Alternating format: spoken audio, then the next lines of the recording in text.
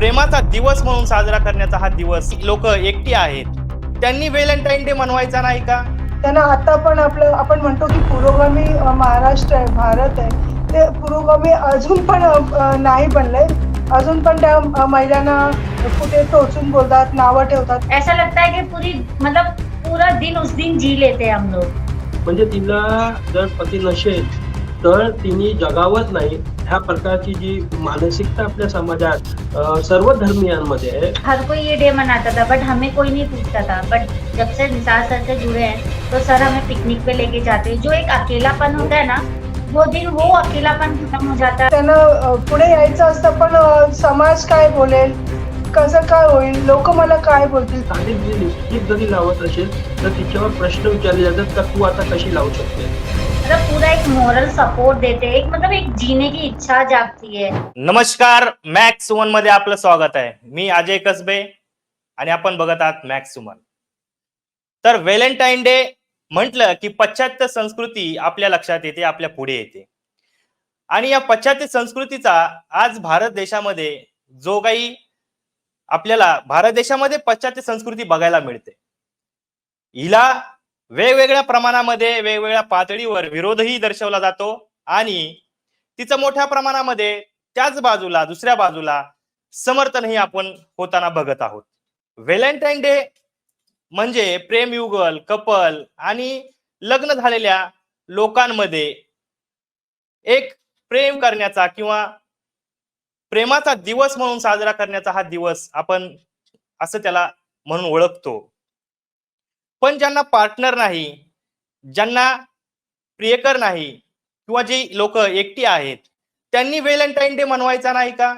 त्यांनी Valentine day हा दिवस साजरा करायचा नाही का? हा तर एक प्रश्नच आहे. तर चला या प्रश्नाचं आपण उत्तर जाणून घेऊयात. आपल्यासोबत आज मॅक्स वुमन मध्ये जोडले गेले आहेत वैशाली महाडिक, निसार अली सर, रहनुमा आणि समीरा. ही चार लोक आपल्यासोबत जोडली गेली आहेत. देशामध्ये सगळीकडे वेगवेगळ्या कानाकोपऱ्यामध्ये देशाच्या व्हॅलेंटाईन डे साजरे करत असतात. प्रेमाचा एक दिवस म्हणून त्याला आपण बघतो. जोडपी एकत्र येतात. कुणी त्या दिवसाला फ्रीडम ऑफ एक्सप्रेस म्हणजे स्वातंत्र्य एक्सप्रेस करण्याचा दिवस पण म्हणून ओळखला जातो. आपण ह्या दिवसाची कशा पद्धतीने प्लॅनिंग केली आहे आणि आपण या दिवसाला कशा पद्धतीने बघता, एवढं थोडक्यात आपण सांगावं. नमस्कार. पहिला तर नमस्कार. मॅक्स महाराष्ट्रामध्ये तुम्ही आम्हाला बोलवल्याबद्दल धन्यवाद. आणि आताच तुमचं 8वं वर्धापन दिन झालं, त्यामुळे तुम्हाला अभिनंदन. सांगायचं म्हणजे आपण एकाच विचारातले एकत्र जुळलो म्हणून आज तुम्ही आम्हाला इथे आमंत्रित केलंय. आणि या दिवसाचं आमचं असं असणार आहे की 17 फेब्रुवारी म्हणजे आपल्याला 14 फेब्रुवारी हा व्हॅलेंटाईन डे असतो. पण काही महिला कामाला जातात, काही घरकाम करतात. त्यासाठी त्यांची दिवसाची योजना आखून आम्ही हा 17 तारखेचा दिवस ठेवला आहे. तो दिवस आहे शनिवार. तर असं आहे की आम्ही गेल्या वर्षी हे एक रिसॉर्ट मध्ये त्यांना घेऊन गेलेलो. त्या जवळजवळ 100 पेक्षा जास्ती महिला होत्या. आणखीन यावेळेस आम्ही एका फार्म हाऊस मध्ये पिकनिकचं नियोजन केलेलं आहे. ते असं म्हणजे सकाळी 8 ते 8:30चा ब्रेकफास्ट असणार आहे. त्याच्यामध्ये 8:30 ते 9चं टीम बनवून टीम लीडर नेमणार आहे. म्हणजे प्रत्येकाची एक जबाबदारी त्याच्यावर राहणार आहे त्या ग्रुपवर. आणि 9 ते 11 वाजेपर्यंत टी टाइम आहे. एक छोटासा म्हणजे गेम्स स्पर्धा त्याच्यामध्ये आम्ही घेणार आहोत महिलांसाठी. आणि 1 वाजेपर्यंत ते गेम विविध प्रकारचे आम्ही संपवणार आहोत. त्याच्यानंतर 1:30 ते 1:45 पर्यंत लंच ब्रेक आहे. आणखीन लंच नंतर आमचं अंताक्षरी असणार आहे. त्या महिलांना म्हणजे अंताक्षरीमध्ये कसं सगळ्या महिला इन्व्हॉल्व होतील. कधी कधी काय होतं की या महिला लाजतात, म्हणजे त्यांना पुढे यायचं असतं, पण समाज काय बोलेल, कसं काय होईल, लोक मला काय बोलतील पिकनिक नंतर बाहेर गेल्यानंतर. त्यांना आम्ही जेणेकरून ते इन्व्हॉल्व हो अशा प्रकारे आम्ही एक प्रोग्राम हे गेम्स आणि अंताक्षरीचा प्रोग्राम घेणार आहोत आणि त्याच्यानंतर थोडं त्यांची विचारपूस करणार आहे की त्यांना कसं वाटलं.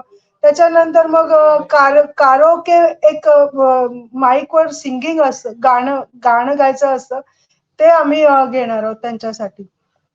असं एक आहे प्रकार.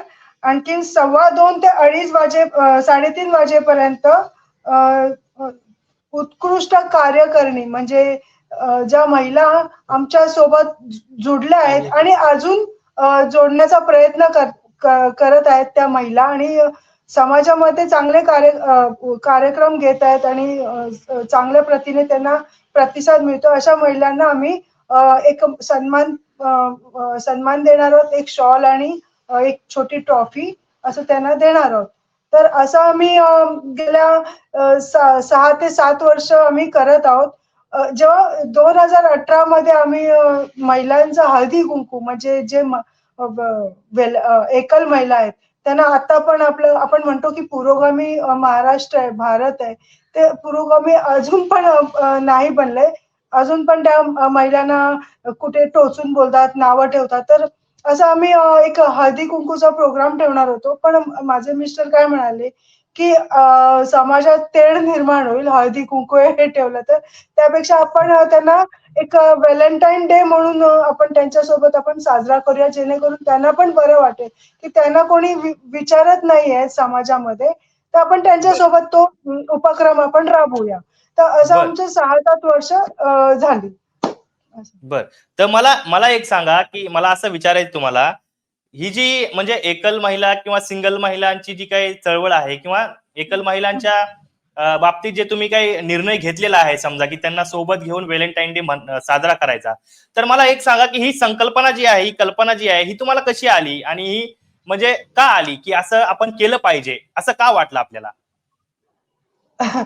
असं म्हणजे मी तुम्हाला 2018 मध्ये माझ्या डोक्यात म्हणजे मी अशी विचार करत होती, की चला की आपण प्रत्येक महिलांकडे मी बघत असते, की एक नटून-थटून हळदी-कुंकूला जातात.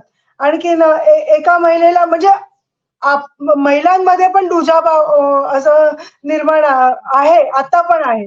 बरोबर. तर त्या अर्थाने मी तो विचार केला, की कसं आपण त्या महिलांसोबत आपण काम करूया. त्यांना कोणी विचारत नाही आणि ज्या नटून-थटून जातात तर त्यांना तर काय इश्यूच नाहीत. ते तर नेहमीच असतं. पण ह्यांच्यासोबत आपल्याला काम करायला पाहिजे. आणखीन हळदी-कुंकू हा माझ्या डोक्यामध्ये आलेला. पण माझ्या मिस्टरांनी सांगितलं, की "नको हळदी-कुंकू नको, सामाजिक तेढ निर्माण होईल म्हणून आपण आज त्यांच्यासोबत फेब्रुवारी 14 तारीख व्हॅलेंटाईन डे हा साजरा करूया जेणेकरून त्यांना आतुरता निर्माण व्हायला पाहिजे मनामध्ये त्यांच्या, की पुढच्या वर्षी या वर्षी तर पिकनिक आहे, तर पुढच्या वर्षी काय तुम्ही ठेवणार आहे? हे नेहमी त्या आम्हाला विचारत असतात. गेले 7-8 वर्ष आमचं हेच चालू आहे. म्हणजे पहिल्या दिवशी गेल्या वर्षी आम्ही रिसॉर्टमध्ये घेऊन गेलेलो. त्यांनी म्हणजे अशा महिला होत्या ना गेल्या वर्षी, की त्यांनी कधी स्विमिंग पूलमध्ये पाण्यामध्ये उतरलेच नाही अशा महिला होत्या. आणि अक्षरशः त्या रडायला लागल्या, की बापरे! आम्ही आयुष्यात कधी स्विमिंग पूल बघितलं नाही आणि त्या पाण्यातून बाहेर निघतच नव्हत्या. अशी परिस्थिती निर्माण झालेली. तर त्या आतुर असतात, की प्रत्येक वर्षी कुठे घेऊन जाणार, काय करणार आहे? आणि त्या स्वतःहून आम्हाला आता विचारायला येतात, की कसं काय करणार? गेम्स कसं घेणार? काय घेणार? तर आम्ही त्यांच्यावर सोपवलं. बरोबर आहे. तर आपल्यासोबत जी काही रहनुमा आणि समीरा आहेत, तर मैं उनको उनको भी पूछना चाहता हूँ कि आप जो है इस प्रोसेस को और इस सिंगल वुमन वैलेंटाइन डे को कैसा मनाती हो और आप इस कंसेप्ट को कैसा देखते हो? Good afternoon sir. Good afternoon. ऐसा है ना सर, पहले तो मतलब लाइक होता ही नहीं था, मतलब कोई पूछता ही नहीं था, मतलब अकेले बस डिप्रेशन में रहते थे। बट जब से निसार सर से जुड़े हैं ना, तो पता चला कि लाइक नहीं, हम भी ये डे मना सकते हैं। अगर हम लोग सेपरेट है या हमारा डाइवोर्स हो चुका है या कुछ भी हो सकता है, तो इस वजह से मतलब हर कोई ये डे मनाता था, बट हमें कोई नहीं पूछता था। बट जब से निसार सर से जुड़े हैं, तो सर हमें पिकनिक पे लेके जाते हैं। जो एक अकेलापन होता है ओके। ना, वो दिन वो अकेलापन खत्म हो जाता है और सर लेके जाते हैं, एक्टिविटीज कराते हैं, गेम कराते हैं, मतलब पूरा एक मोरल सपोर्ट देते हैं, एक मतलब एक जीने की इच्छा जागती है। बहुत अच्छा लगता है, मतलब ऐसा लगता है कि पूरी मतलब पूरा दिन उस दिन जी लेते हैं हम लोग। आपण जे ही व्हॅलेंटाईन डे ची वैशाली ताई आणि आपण जो काही हा सुरू केलेला प्रोग्राम आहे आणि महिलांसाठी एक प्लॅटफॉर्म उभा करून दिलेला आहे, म्हणजे महिलांनी इथं यावं, बोलावं आणि एक्सप्रेस व्हावं. त्यांच्या जे काही आतमधली जी काही खतखत आहे त्या तुमच्या म्हणजे या माध्यमातून व्यक्त होताना म्हणजे दिसत आहेत. आणि मी तुमच्याबद्दल वाचलं पण आहे आणि तुमच्या कामाबद्दल मी म्हणजे कामाबद्दल माहिती काढली पण आहे. आणि मला माहिती आहे की आपण एक चांगलं काम करताय की अशा महिलांना एक प्लॅटफॉर्म उभा करून देत आहेत. आपण याकडे कसं बघताय सर? आणि म्हणजे आपल्याकडे कुठल्या कुठल्या म्हणजे ह्याच्यामधल्या कुठल्या कुठल्या भागातल्या महिला आहेत की ज्या म्हणजे जसं की डिवोर्स झालेल्या महिला असतील किंवा विधवा महिला असतात, तर कुठल्या कुठल्या भागातली महिला आहेत की ज्या आपल्यासोबत या सगळ्या प्रोसेसमध्ये जुडल्या गेलेल्या आहेत एकल महिला म्हणून? सर्वप्रथम मी तुम्हाला अभिनंदन करतो. मॅक्स महाराष्ट्राला 8 वर्ष पूर्ण केल्याबरोबर आजच्या परिस्थितीत, विपरीत परिस्थितीत मॅक्स महाराष्ट्र उभा आहे. याचा आम्हालाही अभिमान आहे की रवींद्र आंबेडकर सर एवढं मेहनत करून आणि तुमची पूर्ण टीम आज जे मार्केटमध्ये किंवा बाजारात अवेलेबल परिस्थिती आहे, त्या परिस्थितीच्या विपरीत तुम्ही उभे आहात, म्हणून तुम्हा सर्वांचं अभिनंदन. आणि ही जी धन्यवाद. संकल्पना 2018ला आमच्या डोक्यात आली, तर वैशालीचं असं मत होतं की आपण एक हळदी कुंकू करू, पण मी म्हणलो की परत आपण हिंदू मुस्लिम आहोत, हळदी कुंकू केला आणि एकल महिलांसोबत त्याचं काहीतरी विपरीत परिणाम होईल आणि ते भानगड होईल. त्यापेक्षा आपण असं काहीतरी करूया की हा महिलांना जास्तीत जास्त त्याचा उपयोग होत आहे. म्हणून आम्ही मग फेब्रुवारी 14चा दिवस निवडला. आणि सुरुवातीला आमच्या डोक्यात असं होतं की जास्तीत जास्त 10-15 महिला येतील. पण ज्यावेळी आम्ही हे कार्य सुरू केलं, तर जवळपास 73 महिला आल्या आणि तेव्हापासून मग आम्ही हे सतत करत आहोत. याच्यात सर्व तबक्याच्या, सगळं जमातच्या, जातीच्या महिला येतात. ख्रिश्चन, मुस्लिम, हिंदू, शीख अशा सगळ्या जमातीच्या महिला, एकल महिला, ज्यांना कोण त्यांच्याकडे लक्ष देत नाही. ज्या याच्यात अशा महिलाही येतात ज्या सेपरेट झालेल्या आहेत, अशा महिलाही येतात त्यांचे पती हयात नाही आहेत, अशा महिलाही येतात त्यांचा डिव्होर्स झालेला आहे, किंवा अशाही महिला येतात ज्यांनी आपल्या कुटुंबासाठी लग्न केलं नाहीये. म्हणजे वेगवेगळ्या परिस्थितीत ते एकल आहेत आणि त्यांना कुठेतरी त्यांना मोरल सपोर्टचं आवश्यकता असते. कारण काय होतं की एक महिला जी आपल्या पहिल्या आई वडिलांच्या माहेरच्या कुटुंबासाठी झटत असते, त्याच्यानंतर लग्न होतो आणि लग्नात त्या कुटुंबासाठी करते आणि अशी वेळ येते कधी लाईफमध्ये त्या वेळेत तिचा कोणच नसतो आणि त्या मुलांसाठी ती करत असते. मग तिला कुठेतरी आनंद आयुष्यात मिळत नाही. मग हे सगळे संकल्पना होती, मग हे विचार होते. मग त्याच्यासाठी आम्ही असं केलं की हे करूया. आणि सुरुवातीला आम्हाला असं झालं की चांगला प्रतिसाद मिळाला आणि सर्वप्रथम ज्यावेळी आम्ही हा कार्यक्रम घेतला, तर त्यावेळी ह्या महिला व्यक्त झाल्या, रडल्या, डान्स केलं, नृत्य केलं, गाणी गाली. मग आम्ही तेव्हापासून असं ठरवलं की एक दिवस ह्यांच्या विरंगुळ्यासाठी आपण ह्यांना काहीतरी करूया. मग आम्ही असे कार्यक्रम घेत गेलो. मग नंतर मागच्या वेळी आम्ही पिकनिक नेली. मग ते पिकनिकची संकल्पना ह्यांना सगळ्यांना आवडली, म्हणून आम्ही ह्या वर्षी पुन्हा नेतोय. आणि एक ऍटमॉस्फिअर क्रिएट करण्याचा प्रयत्न करतोय की त्या दिवशी ह्या महिलाच आपलं स्वतःचं नियोजन करणार आणि स्वतःच्याच गोष्टी करणार. फक्त त्यांना आम्ही मार्गदर्शक म्हणून त्यांच्या सोबत असतो आणि त्यांना ज्या गोष्टी लागलेल्या आवश्यकता असतात त्या गोष्टी प्रोव्हाइड करतो. सकाळी 8 ते संध्याकाळी 4-4:30 पर्यंतचा हा पूर्ण कार्यक्रम आखलेला असतो आणि ह्या महिला खेळतात. आम्ही मागच्या वेळी आम्ही बीचवर नेलं. बीचवर 100हून जास्ती महिला होत्या. पहिल्यांदाच एवढ्या महिलांनी, अशा महिला पण होत्या त्याच्यात की 2 शेजारी शेजारी राहणाऱ्या महिला होत्या. दोन्ही एकल होत्या, पण एक हिंदू होती, एक मुस्लिम होती आणि ते दोघांची मतभिन्नता होती. ते बोलायचे नव्हतं. पण ह्या कार्यक्रमात आल्यानंतर त्या आज आपल्या मैत्री झालेल्या आहेत आणि ह्या माध्यमातून कुठेतरी सामाजिक एकोप्याचा मेसेज किंवा संदेश आहे तो जात आहे समाजात. त्याचा आम्हाला आनंद वाटतोय. आणि हा एकोप्याचा मेसेज पण जाणं खूप महत्वाचं आहे. मला असं विचारायचं तुम्हाला की या पुरुष प्रधान व्यवस्थेमध्ये जसं की आपण बघतच आहोत की महिलांना जेवढ्या प्रमाणामध्ये दाबता येईल किंवा त्यांना प्रेशराईज करता येईल आणि त्यांना म्हणजे घरातच ठेवता येईल असं इथली आपली संस्कृती बघते आणि अशी संस्कृती आपल्या देशामध्ये आहे. परंतु म्हणजे महिलांचं दुःख एका पुरुषाने जाणणं आणि ते एक्सप्रेस होण्यासाठी त्यांना असा प्लॅटफॉर्म देणं, हे तुम्हाला म्हणजे म्हणजे ही जी काही कल्पना आहे किंवा हा विचार जो आहे, हा विचार आपल्याला कुठून मिळाला? आपला या विचारामध्ये आपला आदर्श काय आहे?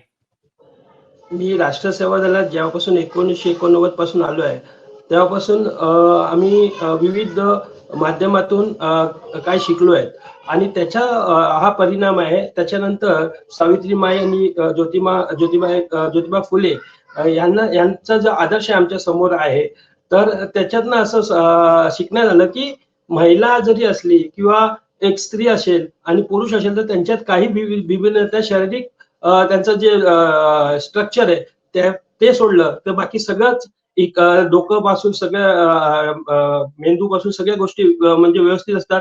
त्यांची विचार करण्याची सरणी सगळं व्यवस्थित असतं. मग आपण त्यांना वन अप वन डाऊनची जे सिच्युएशन असते किंवा वन अप वन डाऊनच्या जे सिस्टम आपण फॉलो करतोय, जे म्हणजे समाज म्हणून जे ट्रेडिशनल बनले, तर ते तोडायचं असेल तर घरापासून सुरुवात करायला हवी आणि बाहेर जाऊन बोलण्यापेक्षा आपण घरातून सुरुवात केलेली सोपी असते आणि थोडी कठीण असते. परंतु तिकडनं जर सुरुवात केली तर ते समाजात एक आदर्श उदाहरण किंवा त्या कार्यक्रमाला किंवा त्या विचारांना चालना मिळते आणि त्या विचारांना जर चालना द्यायची असेल तर सुरुवात आपल्यापासून करायची असते. म्हणून आम्ही आमच्या घरापासून सुरुवात केली आणि हे पहिलं केलं. आणि आज असं आहे की ह्या महिलांना मध्ये त्या खूप हे असते, आनंद असतो, उत्साह असतो आणि त्या वाट पाहत असतात. नुसतं आम्ही एकल महिलांबरोबर पिकनिक करत नाही, व्हॅलेंटाईन डे सेलिब्रेट नाही करत आहोत. त्यांच्यात उद्योजक त्यांच्यात पण असतो आणि ते उद्योजक बाहेर पणात किंवा त्यांच्यात निघावं यासाठी आमचे मागील 2 वर्षापासून प्रयत्न सुरू आहेत.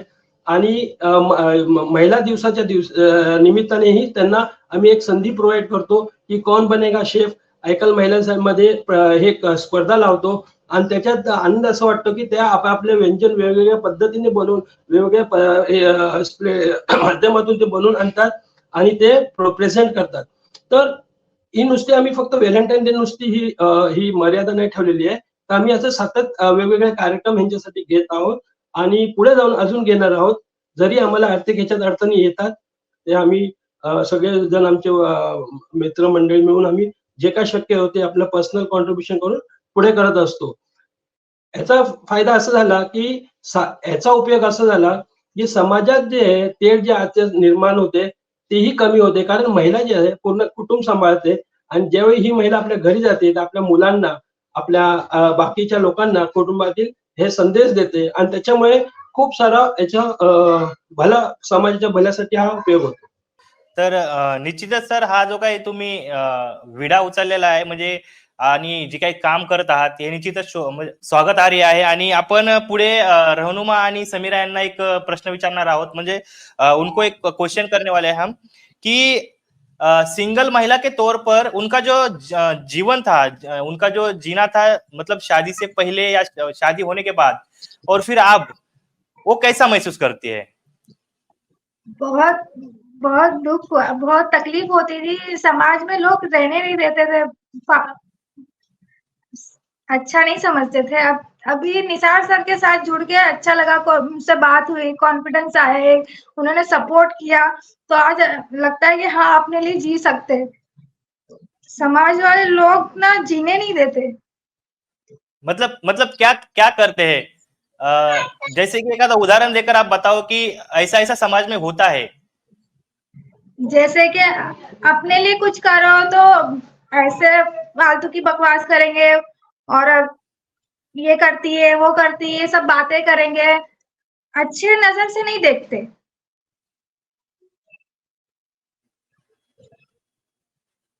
और आप कैसा महसूस कर रहे हो आप?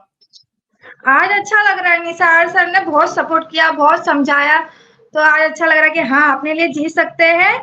अपने लिए कॉन्फिडेंस भी बहुत आया और पिकनिक जाके तो सच में बहुत ही अच्छा लगा था, सबके साथ में मिल के रह के बहुत अच्छा लगा।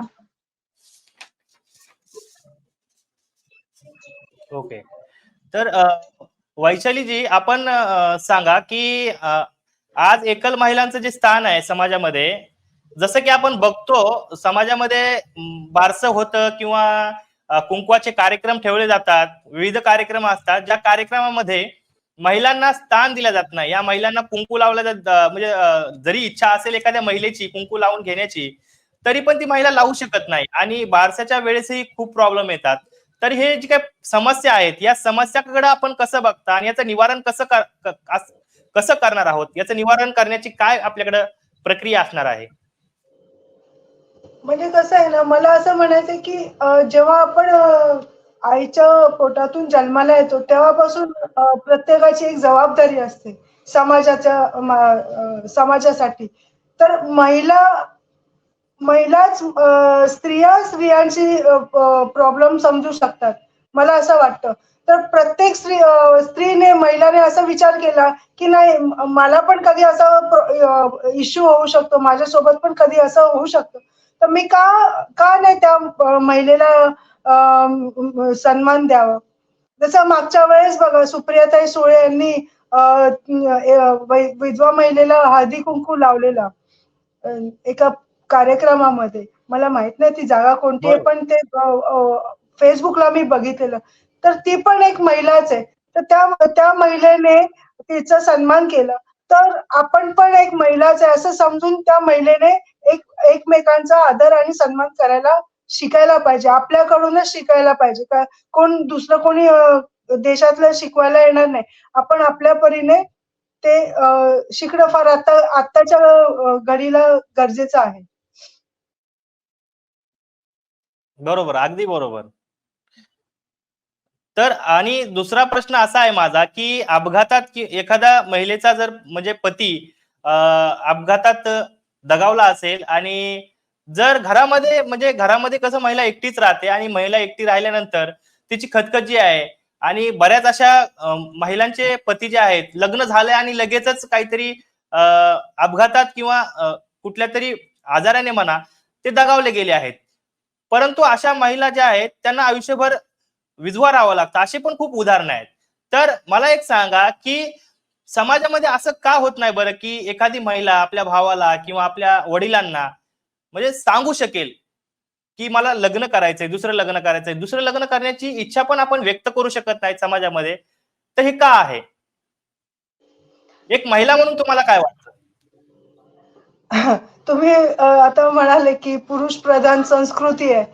तर कसं आहे आपल्या भारतामध्ये ना, की असं म्हणजे सांगितलं म्हणजे आपण फ्री होऊन बोलूच शकत नाही. असं आता झालेलं आहे. तर कसं आहे, की एकमेकांशी आता आमच्या घरी वातावरण कसं आहे, मला एक मुलगी आहे. तर आम्ही कसं एकदम फ्री बोलतो. तर असं एकमेकांशी आपण फ्री बोललं ना, लहानपणापासून, तर तिला मोठेपणी काय प्रॉब्लेम आहे, ते मनात तिच्या संकोच राहणार नाही. तसं आपल्या इकडे चालू आहे. तर मला असं म्हणायचं आहे, की ज्यांना मुलगी आहे, ज्यांना मुलगा आहे, त्या प्रत्येक आई-वडिलांनी त्याला एक जिम्मेदारी म्हणून, एक जिम्मेदार पालकत्व म्हणून त्याच्याशी एकदम फ्री बोललं ना, तर मग त्या व्यक्तीला आणि त्या घरामध्ये काहीही इश्यू होणार नाही असं माझं अ, मत आहे. मी थोडं ऍड करू का? हो सर, बोला. आपल्या आपल्या ज्या स्क्रीनवर त्या दोन महिला आहेत, त्यात जी समीरा आहे, तिचे पती 2 वर्ष आधीच दगावले आहेत बर. आणि तिला 2 बाळ आहेत शाळेत जाणारी. आणि आज तिला खूप म्हणजे कामावर जाते ती आता, नोकरी करते खाजगी कंपनीत. तर ती कामावर न जाऊ ह्यासाठी तिच्या कुटुंबातून तिला त्रास होतो किंवा दबाव किंवा प्रेशर आणलं जातं. साधी तिची लिपस्टिक जरी लावत असेल तर तिच्यावर प्रश्न विचारले जातात का तू आता कशी लावू शकतेस. म्हणजे तिला जर पती नसेल तर तिने जगावंच नाही. ह्या प्रकारची जी मानसिकता आपल्या समाजात सर्व धर्मियांमध्ये आहे. मी हे सर्व धर्मियांचं बोलतोय कारण माझ्याकडे जे केसेस आम्ही जे बघतो, आम्हाला जे अनुभव आलेला आहे, हे सर्व धर्मियांचंच आहे. बरोबर. एखादा कोणताही धर्म याला चुकलेला नाहीये. पण धर्म म्हणूनही तर त्यांनी महिलाचा जर आपण आदर्श करतो, सीतामाई आणि फातिमाजीचा तर आणि सावित्रीबाईंना आपण आदर्श मानत असतो, तर ह्या महिलांना इक्वल प्लॅटफॉर्म देण्याची आता आवश्यकता आहे. जर आपल्याला समाज म्हणून, देश म्हणून आणि पुढे जायचं असेल, प्रगत व्हायचं असेल, तर आपले 50% ज्या महिला आहेत, जर यांचाच आपण अपमान करू किंवा त्यांना सन्मान न करू, तर आपण कोणत्याही प्रकारे जरी आपल्याकडे 5Gच्या म्हणजे 8G 10G अशा टेक्नॉलॉजीज आल्या, तरी समाज बदल होणार नाही. त्यांना त्या जर मागास राहणार, तर आपला समाज किंवा देश म्हणून आपण मागेच राहणार आहोत. तर कुठेतरी आपल्याला समाज म्हणून ह्याचा विचार आज तरी करायला हवं, कारण आपण पुढे चाललो आहोत, प्रगत होत आहोत, टेक्नॉलॉजी अडॅप्ट करत आहोत. मग आपल्या विचारांना कुठेतरी आपण त्याच्यात डायव्हर्सिफिकेशन किंवा चेंजेस आणणार आहोत की नाही, हा प्रश्न माझा समाजाला आहे. बरोबर आहे. बरोबर आहे. म्हणजे आपल्याला असं वाटतंय का की ज्या विधवा महिला आहेत किंवा ज्या सिंगल महिला आहेत, जर ह्यांना जर लग्न करण्याची इच्छा असेल तर त्या करू शकतात, कारण तो त्यांच्या हो. स्वातंत्र्याचा भाग आहे. बरोबर आहे. कारण काय, एखादी महिला लग्न करत असेल तर तिला 50 प्रश्न विचारले जातात. पण त्याच वेळी मी असेही केसेस तुम्हाला उदाहरणं देऊ शकतो, की तिथे लग्न झालेली बाई आहे, तिचा मृत्यू झाल्यानंतर तिच्या पतीने लगेच महिनाभराच्या आत किंवा 15 दिवसाच्या नंतर इमिडिएटली लग्न केलेलं आहे आणि त्याला समाज आरामात एक्सेप्ट करतो आणि त्याला बोलतो की त्यांनी मुलासाठी केलं. पण जर हीच घटना एखादी महिलेने लग्न केलं की तिच्यावर आरोप लागतात, व तिच्या वैयक्तिक कॅरेक्टरवर आनंद होतो आणि बाकीच्या गोष्टी केल्या जातात. तर बरोबर. हा जो दुजाभाव आहे, हा जो डिफरन्स आहे महिला आणि पुरुषांचा, तर तिथेच आपल्याला म्हणजे बदल किंवा घाला घालायचा आहे, तरच आपला समाज प्रगत होईल. आणि अशा महिलांना इच्छा, ती महिला म्हणजे ती मनुष्यच आहे ना, आणि जागता जीवन जो मनुष्य आहे त्याला तिला पूर्ण अधिकार आहे तिचं जीवन जगण्याचा. तर तिच्या वैयक्तिक जीवनात आपण तिला सपोर्ट नाही करू शकत, तर कमीत कमी तिच्यावर टीका करून तिला डिमोटिवेट न करावं एवढी तरी आपण करू शकतो समाज म्हणून, असं मला वाटतं. बरोबर आहे. आणि मला म्हणजे आमच्या प्रेक्षकांना हे जाणून घ्यायचंय की निसार अलीजी आणि वैशालीजी, म्हणजे वैशाली महाडिक आणि निसार अली यांचं जे काही प्रेम आहे, तर म्हणजे तुमच्या प्रेमाची किंवा तुमच्या व्हॅलेंटाईनची जी सुरुवात आहे ती कशी झाली, आमच्या जरा प्रेक्षकांना सांगाल? वैशालीजी, आपण सांगितलं तर बेटरच राहील की आपण म्हणजे आपल्या प्रेमाची सुरुवात कशी झाली, आपला पहिला व्हॅलेंटाईन कसा झाला? व्हॅलेंटाईन म्हणजे कसं, मी एका एनजीओ मध्ये काम करत असताना टीबी प्रोजेक्ट, जो ट्युबरक्युलोसिस प्रोजेक्ट आहे, त्याच्यावर मी काम करत होते. तर निसर्जींची आणि माझी ओळख तिथे झाली. निसर्जीने डायरेक्ट मला लग्नासाठी प्रपोज केलं. असं आम्ही प्रेम वगैरे असं काही नाही. तर मी म्हटलं, अरे बापरे, केवढी मोठी एकदम धक्कादायक, मला एकदम धक्का वाटला. म्हटलं, तुम्ही मुस्लिम, मी हिंदू, असं कधीच होऊ शकत नाही. इम्पॉसिबल. पण तुम्ही एका एनजीओ मध्ये काम करत असताना असा विचार करत होतात? नाही. मी कधीच नाही विचार केला. ऍक्च्युली मला तुम्हाला सांगायचंय की मी जे पण काही शिकली, जे समाजामध्ये वावरायला शिकली, ते निसर्जींमुळे शिकली. आज मी जे काही म्हणजे तुमच्याशी जे 2 शब्द बोलू शकली, ते पण निसर्जींमुळे शिकू शकली. कारण त्यांनीच मला पहिला शिकवलं आणि आम्ही दोघं आता इतर मुलींना, महिलांना शिकवतो. मार्गदर्शन देतो असं. निसारजी, आणि एक थोडं सांगायचं होतं की बोला. निसारजीने माझं नाव तेच ठेवलंय, माझं जे अस्तित्व आहे, जे लहानपणी माझ्या आई वडिलांनी जे नाव दिलंय मला, तेच ठेवलंय. माझी आयडेंटिटी चेंज नाही केली. म्हणजे मुस्लिम बरोबर लग्न केलं तर मुसलमान नाव असं चेंज नाही केलं. आणि मला त्यांच्या घरातून सुद्धा काही प्रेशर झाले नाही की तू नमाज पढ, ना धर्म स्वीकार, असं काय झालं नाही. स्टार्टला अगोदर थोडं सुरुवातीला झालं, पण आता ते वादळ शमावलंय आता. ओके. तर निसारजी, मला एक सांगा की तुम्हाला एक म्हणजे महिलांना तर एक महिला म्हणून या गोष्टींना खूप फेस करावं लागतं. तुम्ही कसं समाजामध्ये या गोष्टीला फेस केलं की एका म्हणजे वैशाली महाडिक सोबत म्हणजे प्रेम करून लग्न करणं हे कसं पॉसिबल झालं आणि याला कसं तुम्ही टॅकल केलं, कसं फेस केलं? आम्ही ज्यावेळी लग्न केलं ना, तर त्यावेळी मला थोडंसं माझे मित्रांचा सपोर्ट चांगला मिळाला, की वैचारिक पद्धतीने त्यांचे आणि राष्ट्र सेवादलात असल्यामुळे सगळी जी विचारसरणी आहे त्याचा प्रभाव तर होताच. आणि त्यानंतर लग्न केल्यानंतर लोकांचे मला 2 प्रश्नांच्या समोर आजही जावं लागतं, की वैशालीचं नाव बदललं का नाही? दुसरं त्याच्यानंतर तुम्हाला जी मुलगी झाली आहे, आता ती लग्न कोणत्या धर्मीय किंवा जातीच्या मुलांबरोबर करणार आहे? हे 2 प्रश्न अजून येतात. तिसरा गोष्ट जे तुम्ही म्हणालात, की आम्हाला काय फेस करावं लागलं? तर फेस असं करावं लागलं, की जे काही धार्मिक धर्म पकडून जी लोकं असतात, त्यांच्याकडनं मला सारखं-सारखं विचारणा होत असते. आजही काही पद्धत लोकं विचारत असतात आणि आता त्याचं प्रमाण कमी झालेलं आहे. पण विचारत असतात, की "आता तुम्ही मेल्यानंतर काय होणार? तुम्हाला काय करायचं? तुम्हाला दफनावं की जाळावं?" असेही प्रश्न येतात. तर आम्ही त्यांना काय उत्तर देत नाही. कारण त्याला उत्तरच नाहीये. कारण आम्हाला आमच्या शरीराचा काय करायचा अधिकार आहे. पुढे जाऊन आम्ही त्याचं जे काही करणार आहोत ते करू. पण ह्यांना उत्तर देण्याची गरज नाही मला असं वाटते. कारण वैशालीने आणि मी आम्ही ज्यावेळी लग्नाचा विचार केला आणि आमची ज्यावेळी फायनल झालं आम्ही स्पेशल मॅरेज ॲक्टमध्ये रजिस्ट्रेशन केलं, लग्न केलं. लग्न केल्यानंतर आम्ही धर्माच्या आमच्याकडे हेच नाहीये. विचार म्हणजे काय दोघांना त्रास होत नाही. वैशालीची इच्छा होती की गणपती आणावं. तर तिने 5 वर्ष आमच्या घरी 1.5 दिवसाचा गणपती आणलं आणि तो जो काळ होता, त्या काळात असं होतं की गेट टुगेदर व्हायचं आमच्या घरात आणि सर्व धर्मीय लोकं यायचे, दोन्ही कुटुंबातील लोकं यायचे. तर असं वातावरण त्यानंतर निर्माण झालेलं. आणि त्यावेळी आम्ही शिरखुर्मा आणि अ, मोदक मोदकाची सगळ्यांना मेजवानी करायचो किंवा प्रसाद द्यायचो. त्याच्यामुळे आम्ही प्रयत्न केले, की जे माणूस म्हणून आपण एकत्र जगू शकतो.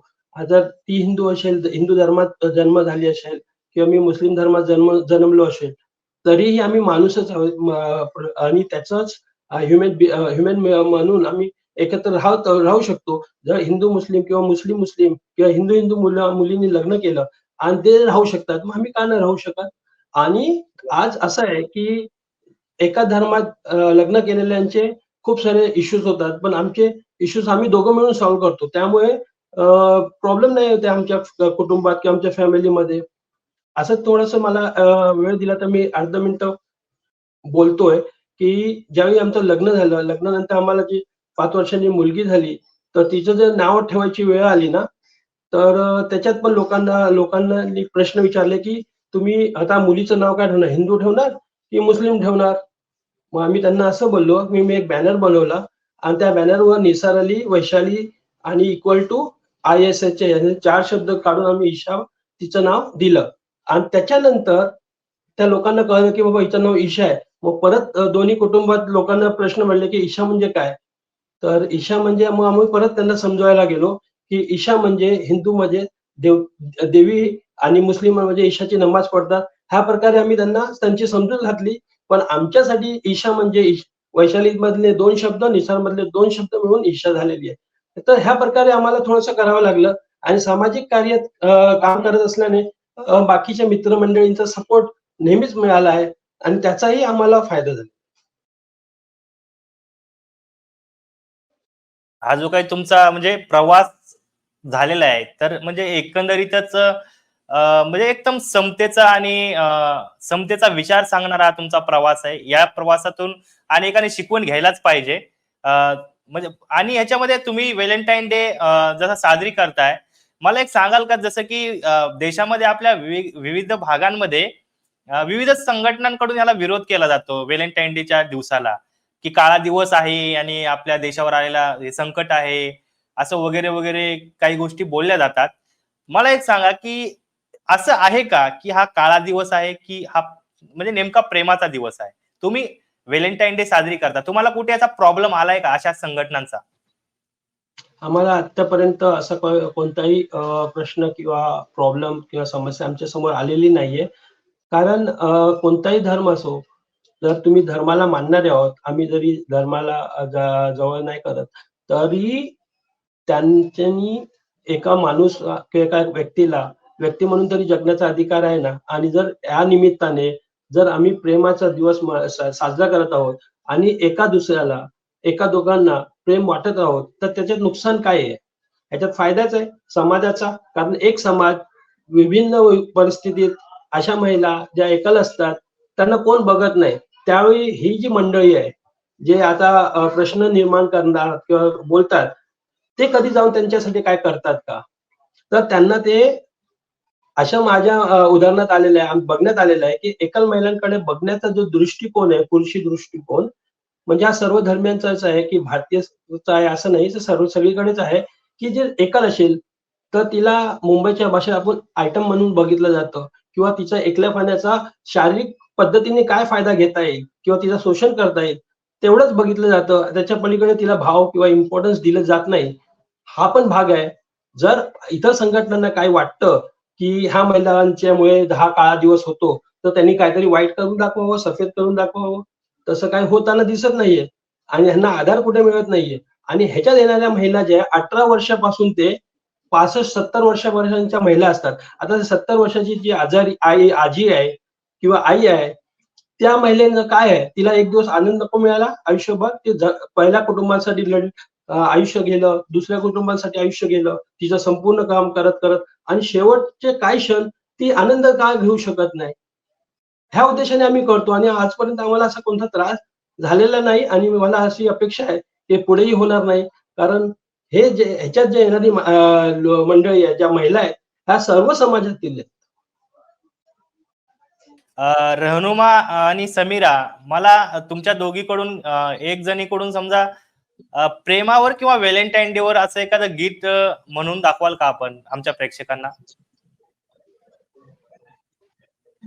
प्यार पर या फिर सॉरी रहनुमा और समीरा, मैं ऐसा कहना चाहता हूँ कि आप प्यार के ऊपर या वैलेंटाइन डे के ऊपर जो आप मनाती हो प्यार का दिन, उसके ऊपर एक गाना गाइए, हमारे प्रेक्षक भी देखेंगे और वो भी सुनेंगे। गाना कौन सा है याद भी नहीं आ रहा। गाना तो नहीं मगर कुछ बोलना चाहूंगी जरूर। वैलेंटाइन डे ओ, कभी मनाना नहीं है बट अब लगता है कि हाँ मनाना चाहिए। जी बिलकुल। वैशाली जी, आपण एक गाणं म्हणावं व्हॅलेंटाईन डे आणि प्रेमाच्या दिवसासाठी, अशी माझी बापरे. इच्छा आहे.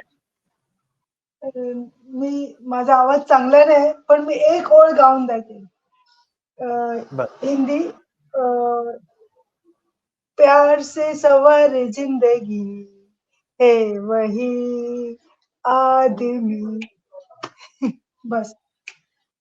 निसारजी, मी तुमच्या व्हॉट्सअपला जेव्हा तुम्ही मला म्हणजे तुमचा नंबर मला मिळाला त्याच्यावर किसी की मुस्कुराहटों पे हो निसार अशा पद्धतीचं जे काही गाणं आहे, तर ते आमच्या प्रेक्षकांना तुम्ही तुमच्या जरा सुरामध्ये ऐकून म्हणजे बोलून दाखवा.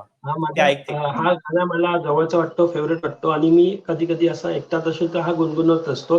किसी की ओके, आता कॅमेऱ्याच्या समोर गुणगुणा आता.